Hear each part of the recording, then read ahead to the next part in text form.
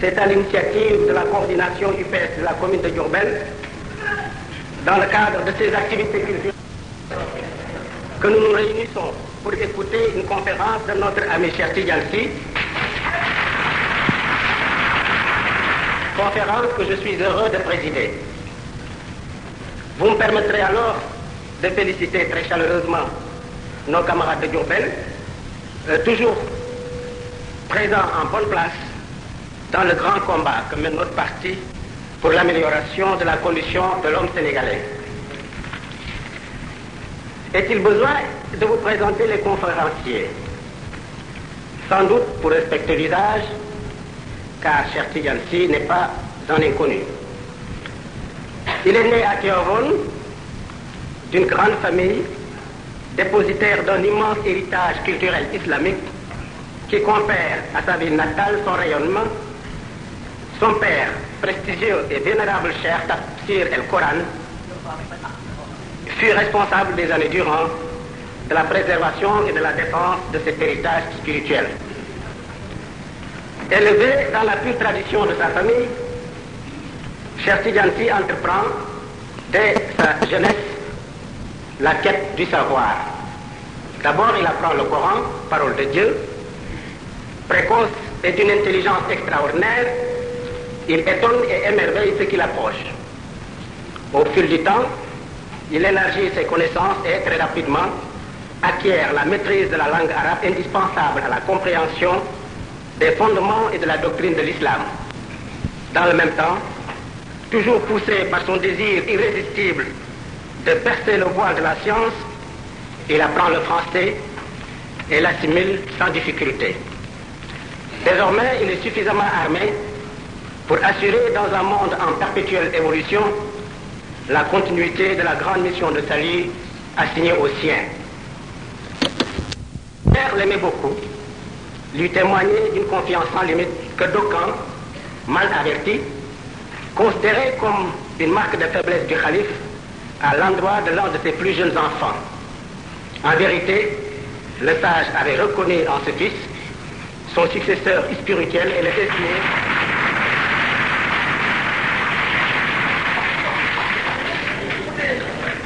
Le sage donc avait reconnu en ce fils son successeur spirituel et le désigné de cette façon à son entourage et à l'opinion publique. En 1945, Cheikh Tidiane, qui grâce à sa solide culture connaît l'histoire de l'humanité, largement informé sur les événements mondiaux de son époque, enthousiaste, généreux, et sans doute influencé comme tous les jeunes de sa génération par le vaste mouvement de libération nationale et d'émancipation qui secoue l'Afrique et l'Asie. La politique lui apparaît alors comme un moyen de participation à celui-ci.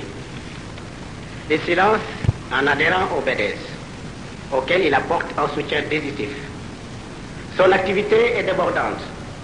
Cependant, sa soif de liberté et de progrès ne sera pas étanchée par la réforme institutionnelle introduite par la loi cadre.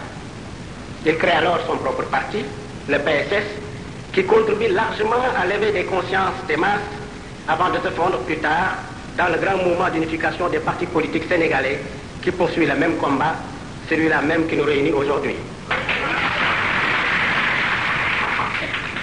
Cheikh Tidiane Sy a été ambassadeur du Sénégal dans les pays arabes où il a dignement représenté notre pays.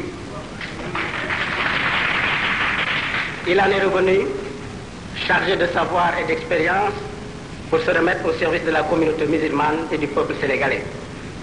Sa conception du rôle social de l'islam élève aux dimensions de l'univers les relations de l'homme avec Dieu.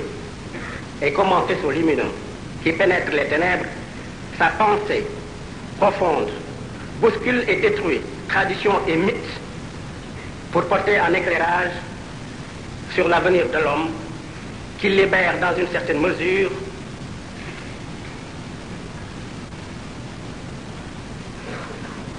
le thème de la conférence qu'il se propose de nous développer, l'islam et le monde, est très certainement à cet égard assez édifiant.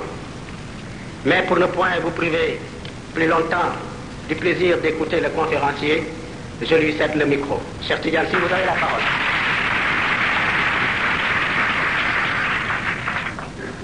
Assalamu alaikum wa rahmatullahi ta'ala wa barakatuh.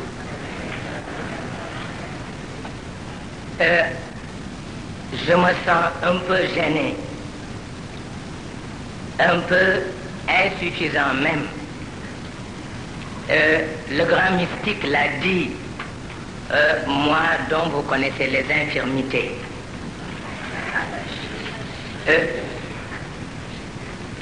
Compte tenu de l'importance que j'attache à cette déclaration que vient de faire le président Magatlo. Le président Magatlo, c'est à la fois un frère, un ami et un compagnon de lutte.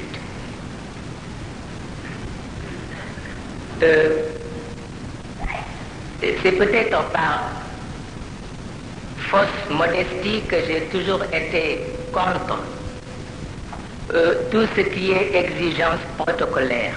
Mais aujourd'hui, il s'agit d'autre chose. Il s'agit de sentiments de fraternité. Il s'agit de marques d'amitié.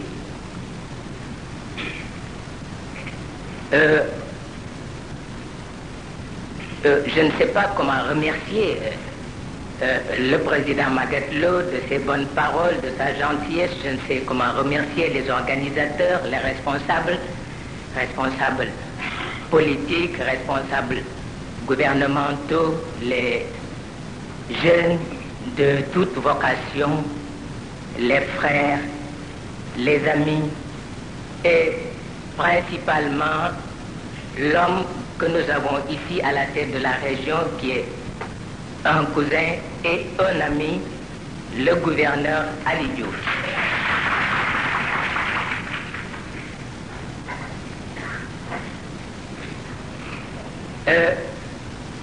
Je suis vraiment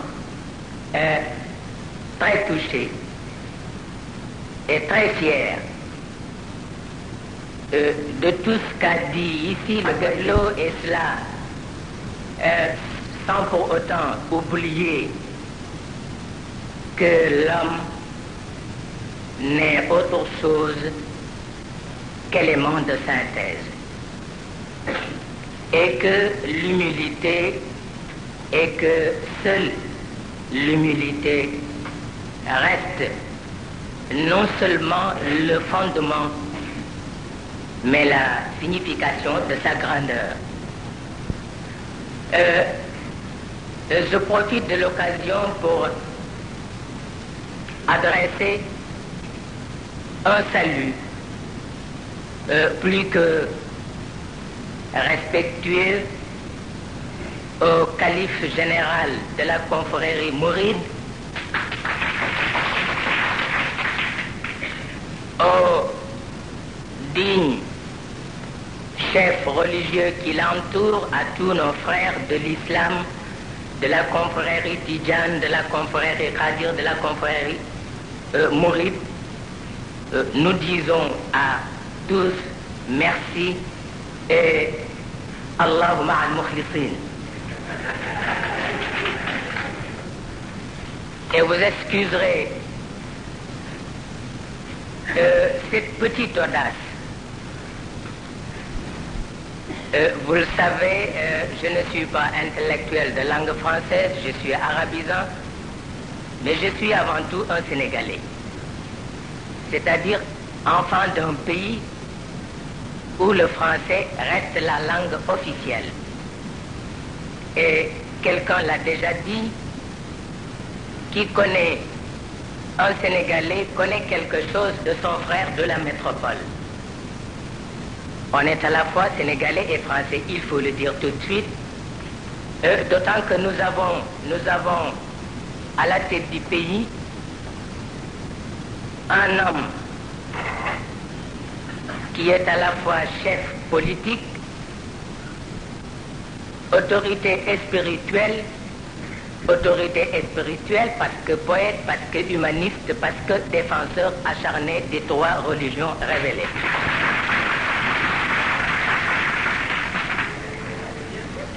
Un homme qui exige que tout Sénégalais ait accès aux différentes expressions, aux différents modes de pensée, afin qu'un jour, même lointain, l'unité linguistique et culturelle de notre genre puisse être réalisée. Raison pour laquelle d'ailleurs je viens vous parler aujourd'hui de cette vieille chose. De cette vieille chose qui s'appelle religion et qui, faute de souplesse d'après les uns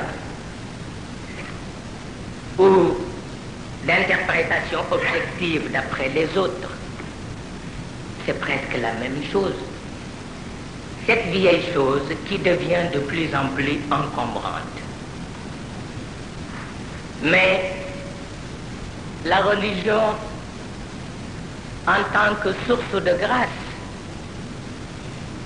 la religion en tant qu'attitude de la créature à l'égard de son créateur, attitude à la fois raisonnable et raisonnée, la religion en tant que comportement social, parce qu'elle est les droits à la fois, mériterait de notre part beaucoup plus d'attention. Malheureusement, il faut le dire tout de suite, les esprits butés voudraient en faire, les esprits butés, eux, voudraient en faire une question de fascination, une question de symbolisme aussi étourdissant qu'objectivement incompréhensible. Mais je crois que l'essentiel, c'est de mettre l'accent sur ce que l'islam appelle al-haqa'iq al-kubra, c'est-à-dire les grandes réalités, les réalités de tous les temps et de tous les siècles, et qui veulent que l'homme ait pour objectif principal la réalisation de l'unité profonde et organique de la création. Le Coran l'a bien dit, si Dieu se plaît à faire de ce monde un monde médiateur, c'est qu'il a bien voulu mettre à l'épreuve certains éléments par et à travers lesquels se manifeste la grande masse des réalités. Il a créé la vie et la mort en vue de permettre à l'homme de se mesurer aux grands événements, de s'accorder de certaines situations, et cela pour la simple raison de mériter son nom, de justifier son appartenance à une espèce qui est vraiment chère à l'ensemble des autres espèces. C'est effectivement un moyen et une occasion pour ce Dieu tombé du ciel de redevenir ici-bas même le grand favori de la compétition interuniverselle. C'est là le sens que le Créateur accorde à la liberté. Et c'est là une manière qui lui est singulière de désigner un vicaire. Un sens et une manière qui ont pour point de référence la dignité de l'homme. Cette dignité qui d'ailleurs ne cesse de faire appel à toutes les dispositions physico-cérébrales afin que l'équilibre soit maintenu à tous les niveaux et dans tous les domaines. C'est l'âme avec son inclination au sacré, c'est l'intelligence avec sa soif de découverte, c'est l'esprit avec ses ressources inépuisables, c'est la passion plongée dans une quête perpétuelle d'approfondissement et de divertissement.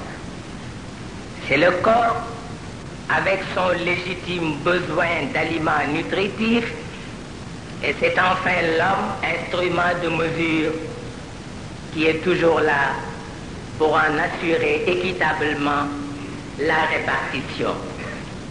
Sinon, tout devient obscurité dans le plus obscur des mondes.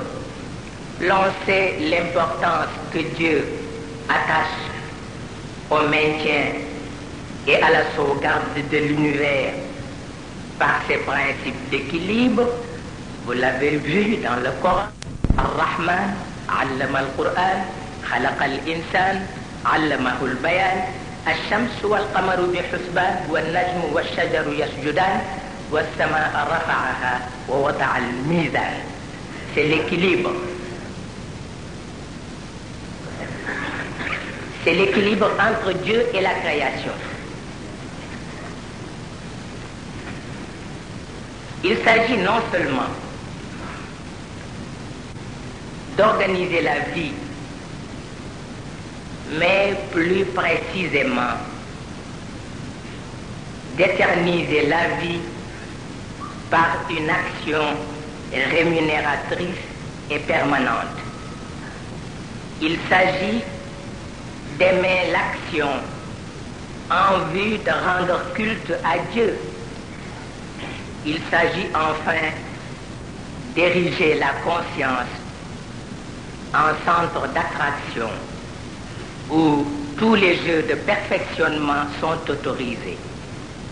Le prophète de l'islam l'a dit, en toute chose et pour la réalisation de toute entreprise, Dieu exige une technique plus que perfectionnée, ce qui signifie que Dieu est loin d'être un élément de recul dont la seule préoccupation est de remuer les brasiers de l'enfer.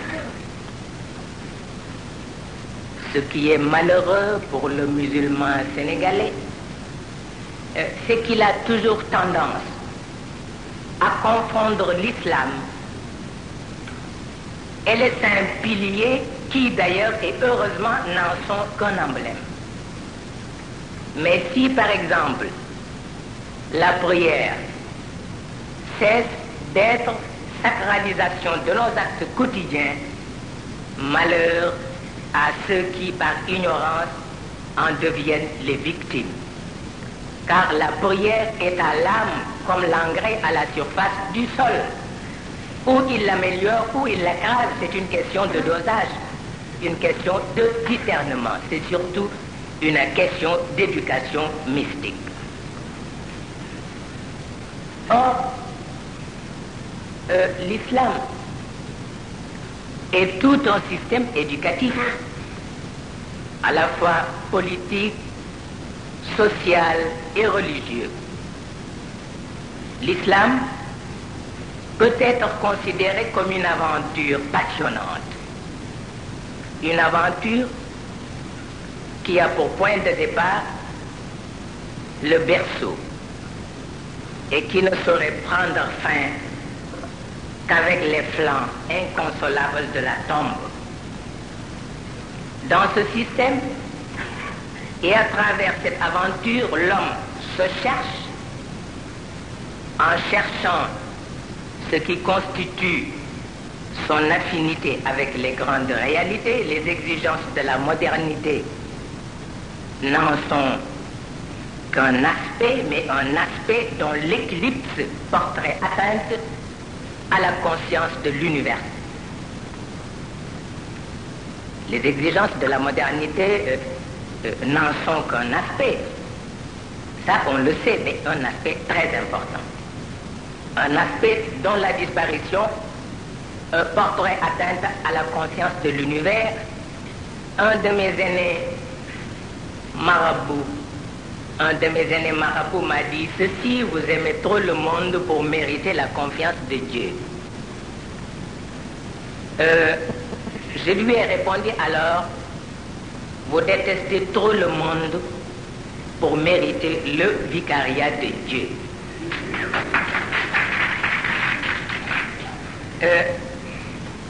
Cela signifie qu'il doit y avoir une troisième silhouette qui nous attend l'un et l'autre à la croisée des chemins. Et c'est la fameuse loi du juste milieu dont nous parle souvent le grand Cheikh Ahmad Tijani. Toute la question est là. Où c'est Dieu qui est créateur de toutes choses, ce qui indubitablement invite à voir en toutes choses l'image de son omnipotence. Où Dieu n'est qu'un pur subjectivisme, en face duquel toute objectivité doit être bannie, nous demanderions alors aux marchands de divinité de cesser leur commerce. Ça, c'est normal. Un grand historien à qui on a posé cette question: qu'est-ce qui a provoqué la décadence de la civilisation musulmane? Vous voyez, la question est à la fois grave et importante. Et pourtant, sa réponse n'en est pas moins grave et importante parce que insignifiante. Il dit: parce qu'il y avait absence de charbon. C'est la cause de la décadence de la civilisation musulmane. Parce qu'il y avait absence de charbon.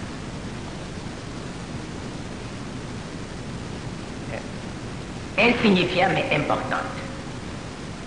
Cela veut dire qu'il suffirait d'écarter l'un des principaux éléments qui composent la nature pour précipiter la chute du monde.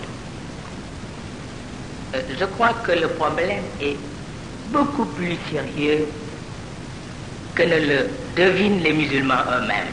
Il s'agit avant tout de mériter l'héritage à la fois religieux et socio-culturel légué aux musulmans par Sayyidina Muhammad.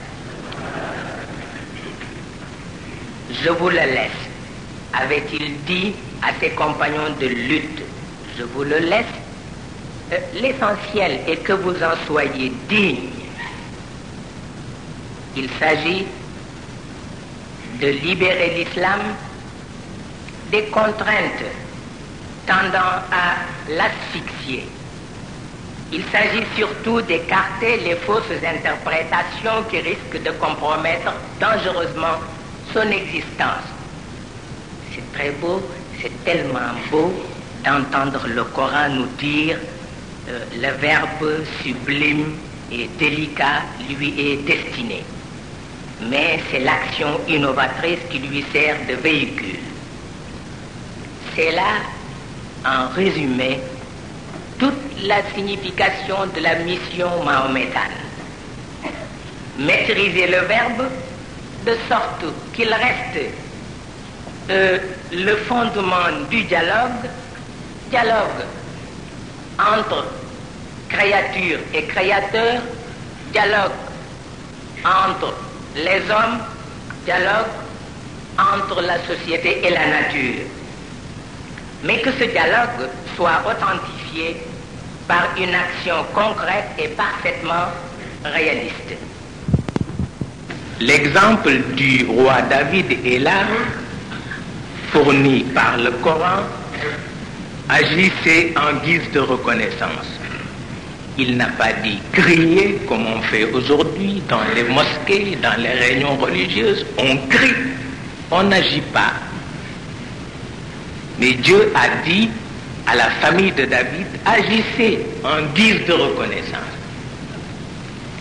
S'il est tentant pour un sous-développé d'être à la fois bavard et maladroit, il n'en est pas moins vrai que les incantations n'ont jamais fait le bonheur des dieux. Le plus grand ennemi de l'homme, c'est l'ignorance. Bien sûr, ignorance n'est pas forcément absence de culture, mais les éléments d'une culture dont on ne se sert plus est aussi un signe inquiétant de l'ignorance. C'est le cas de certains traditionalistes qui ne comprennent pas encore qu'il est des notions dont la complexité invite perpétuellement à un réexamen profond des différentes situations. Les années passent, d'autres arrivent avec leur cortège de réalité. Mieux vaut rester sur ses gardes pour ne pas tomber dans le piège. Soyez partisans de Dieu, nous dit le Coran, c'est-à-dire nous conformer à toutes les lois dont dépend essentiellement la marche des choses. Être trop juif, trop chrétien ou trop musulman, cela risque de nous basculer dans le vide du sectarisme. Soyez partisans de Dieu si vous voulez vivre en paix. Sûrement, ce qui se passe à Jérusalem et à Belfast exige une autre explication. Le rapport des sages de l'OUA est là pour en apporter une preuve. Aux habitants de la planète Terre de savoir ce qu'ils veulent. Dieu n'a-t-il pas mis à leur disposition tous les moyens nécessaires pour la sauvegarde de leur unité? Évidemment, concevoir un monde sans obstacle, serait ignorer la nature même des choses. Mais qu'il me soit permis de préciser ici, de proclamer solennellement que les événements historiques qui ont tant secoué le monde n'ont qu'une incidence symbolique sur les grands principes que la voix du prophète n'a cessé d'enseigner et de vulgariser. Teilhard de Chardin, bien que considéré comme un lyrique par certains polémistes occidentaux, parce qu'ils sont des polémistes, n'en est pas moins un homme qui a toujours préconisé quelque chose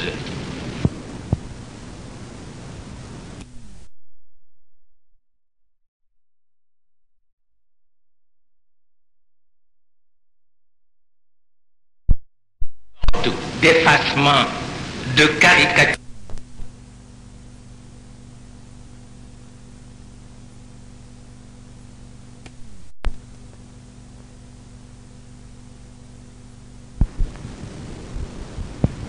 Qui a toujours préconisé quelque chose qui serait de nature à subjectiver l'objectivité, à objectiver la subjectivité.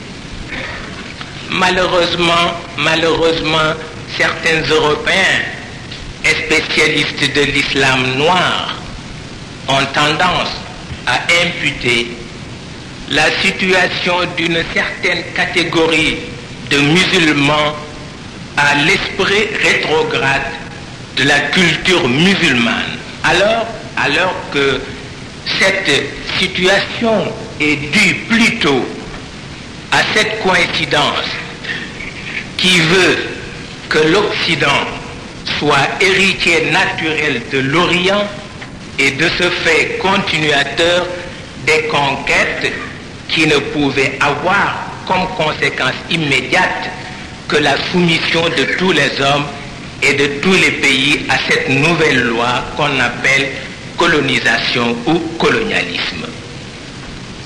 Pour le Sénégal, les colonisateurs n'ont jamais admis qu'un marabout fasse autre chose que de rester marabout, avec ce que cela comporte d'effacement, de caricaturisme et de farce. Mais que voulez-vous? Est-il permis à tout le monde de se déclarer héros face à un tel arsenal de dépersonnalisation? D'autant qu'il s'agit ici de colonisateurs, de coloniser, cela n'a rien à voir avec l'islam. Au cours d'une causerie à l'université de Dakar, j'ai attiré l'attention des jeunes sur la nécessité d'organiser le plus fréquemment possible des conférences destinées à inculquer au milieu maraboutique quelques principes dont ils ont besoin pour s'adapter aux réalités politiques, économiques et sociales de notre temps. Les marabouts ne sont-ils pas partie intégrante de la société sénégalaise? Et pourtant, il faut que les marabouts acceptent. Il faut que les marabouts acceptent une telle initiative. Je suis loin d'ignorer les craintes qu'une telle entreprise pourrait susciter dans ces milieux maraboutiques. Mais comme j'en parlais l'autre jour avec un jeune chef religieux, parce que dans ce pays tout le monde est chef religieux,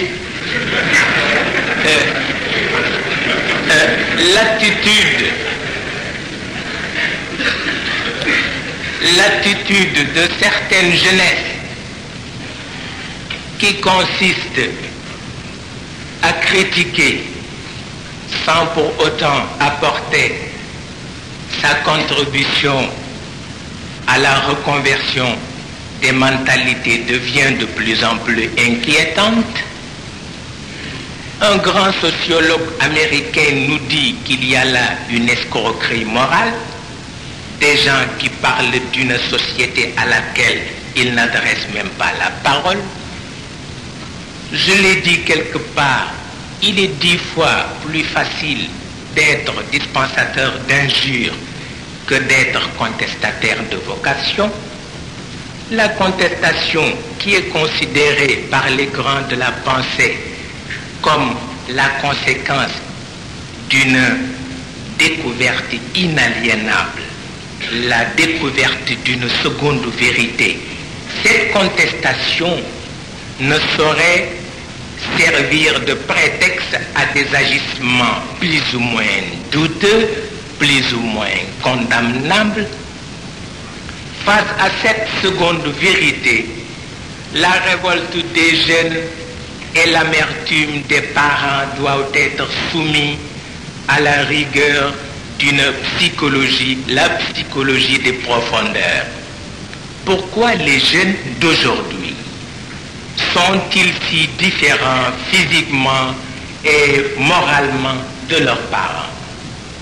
De nombreux penseurs européens et américains ont essayé de répondre à cette question. Il s'agit de permettre à la génération montante de vivre la troisième grande révolution de l'humanité.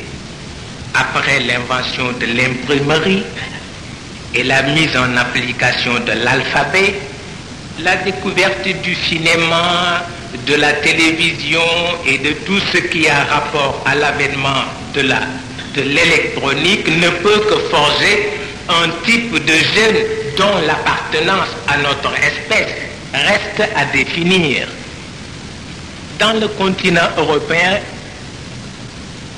il y a actuellement une autre race, la race des jeunes. Mais les réalités biologiques de l'homme sont telles qu'avec l'âge, tous ces jeunes connaîtront un jour la même amertume. Ils se verront dans la contrainte de faire face à une autre révolte. Quoi de plus tragique que de prendre conscience de la destinée du monde? Mais la voix de Dieu nous invite toujours à l'optimisme. Comme disait un grand poète français, la toile de Picasso se plaint des taches et de la saleté dont elle est constamment imbibée parce qu'elle ignore que sans cela, elle perd sa chance d'être un chef-d'œuvre.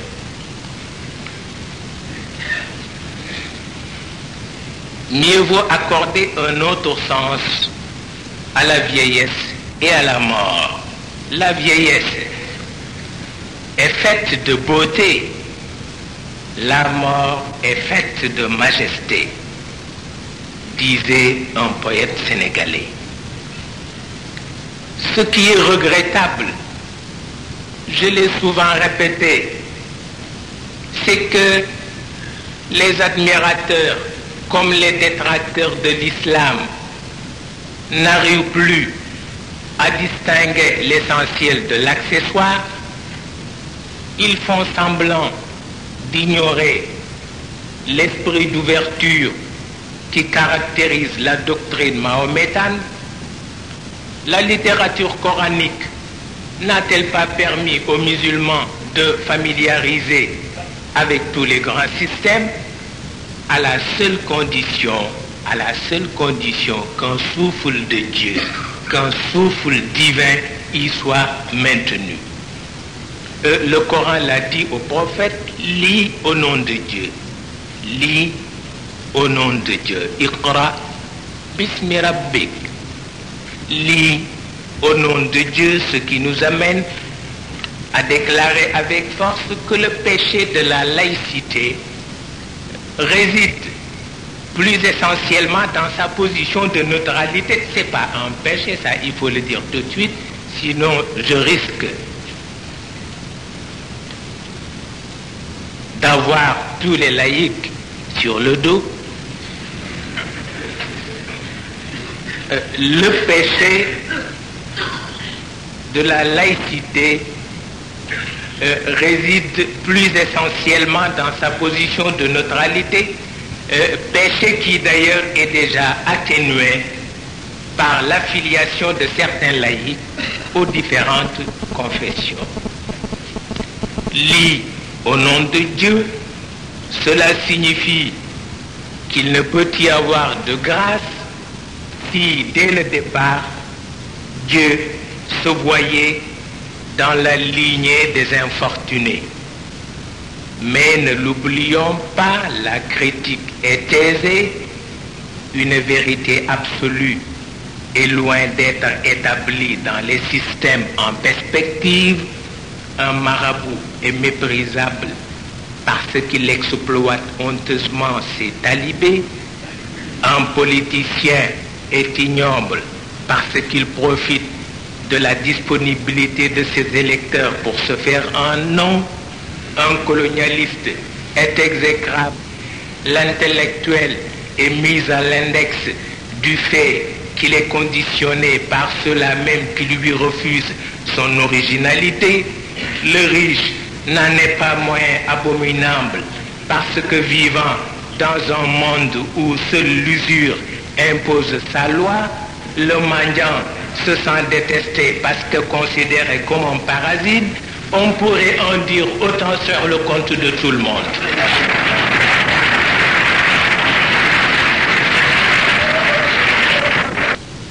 C'est que les grands de la critique rejettent parfois sur autrui leurs propres doutes. Les doutes qui peuplent leur subconscient. Il s'agit d'une maladie dont la ténacité dépasse largement la compétence des psychanalystes. Notre monde est plein de fous.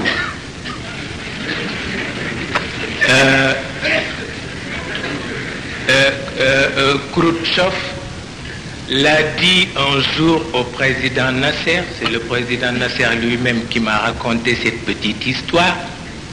Khrouchtchev lui a dit « Toi et moi, on est des fous, mais c'est un secret d'État. » D'où la nécessité d'un enseignement hors série. Jacques Maritain l'a affirmé pour le compte de la chrétienté. Jacques Maritain nous dit il y a une inspiration d'ordre surnaturel à laquelle les dons du Saint-Esprit nous rendent dociles et qui présuppose la charité. Elle élève les âmes saintes au mode surhumain d'agir qui fait la vie mystique. Mais dans l'ordre naturel aussi, il y a une inspiration spéciale qui, elle aussi, est au-dessus de la délibération de la raison et qui procède, comme le notait le grand philosophe Aristote, de Dieu présent en nous. Le Coran nous dit ceci, c'est un bout de lumière par lequel Dieu oriente ses grands serviteurs, d'où ce que les Occidentaux appellent le secret des réussites périlleuses. Ce qu'il faut retenir ici, c'est qu'il y a mysticité et mysticité. Les hippies sont-ils, oui ou non, satisfaits de l'aspect caricatural d'un certain mysticisme? Je n'en sais pas encore grand-chose, mais je crois que le danger qui menace notre existence, c'est surtout l'absence de ce qu'on appelle le dialogue. S'il est amusant de passer son loisir à formuler des critiques, il n'en est pas moins évident que le dialogue reste notre unique chance pour éviter des heurts plus que nuisibles à l'organisation de notre cité.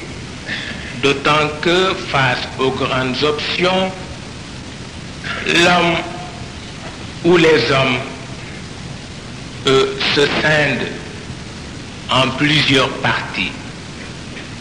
Il y a des admirateurs, il y a des détracteurs, il y a des ceci, il y a des cela.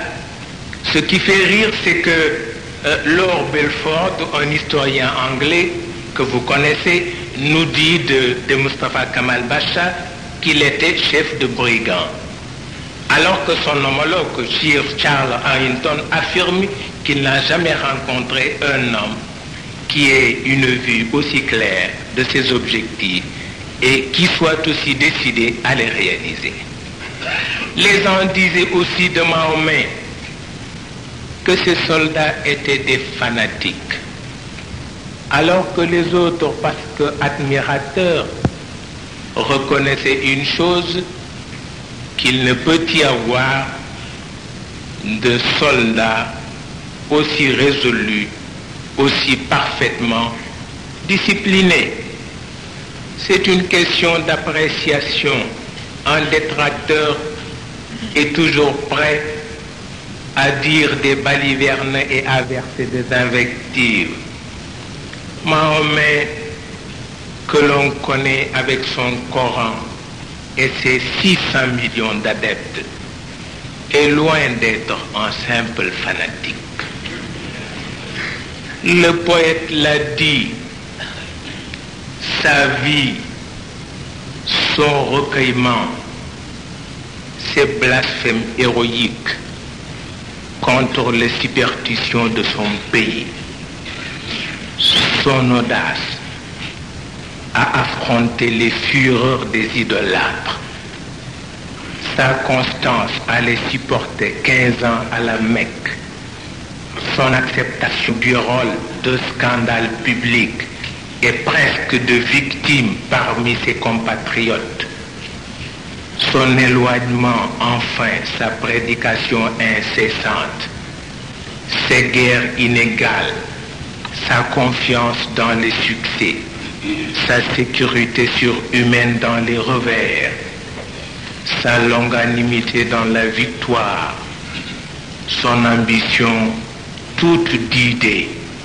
nullement d'empire, sa prière sans fin, sa conversation mystique avec Dieu, sa mort et son triomphe après le tombeau attestent plus qu'une imposture, une conviction.